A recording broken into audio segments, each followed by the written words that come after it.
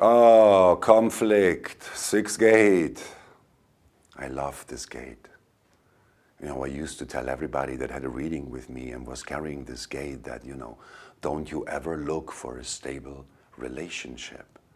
You know, they don't exist. And they don't exist because there is you. See, gate 6 is a gate of friction. Relationships are not here to be stable. A stable relationship is a dead relationship. You know, relationships are here to be unstable because of the nature of the solar plexus. And the fact that we are unique forms, and no matter how deep our forms merge with each other, we remain two. We remain two. You know, when you make love to your lover, you're still on the outside. You know, you still don't touch that passenger that travels inside that form that you are so deeply merged with. And the same happens to you. You know, we're always alone within our form as passengers. And no matter how much affinity or alikeness is there, our forms are unique, are unique, are unique. And that means that the more time we spend together in the aura, our auras are going to frictionate. And in that friction, they're going to generate heat, so much heat, that after a certain time, you really want to move away. Because otherwise, you can't rest.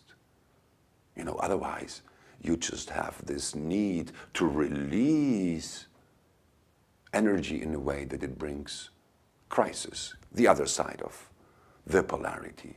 Sixth gate. This is a gate of intimacy. Intimacy. But see, intimacy is the source of all conflict.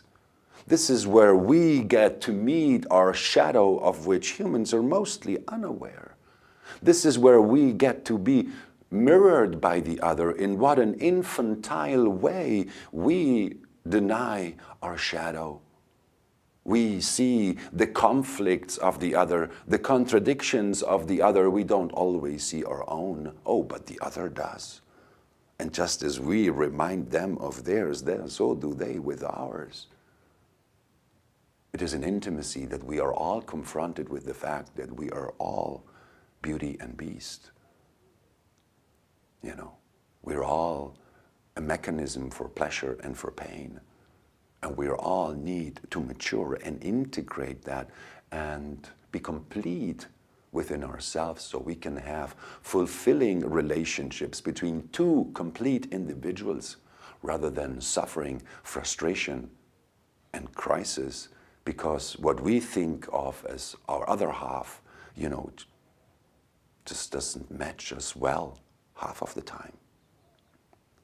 So conflict, you know, is really something to look for. You know, if you're gonna have intimacy with anyone, the first thing for you to be aware of is what this quality of conflict brings, because conflict is always going to be there.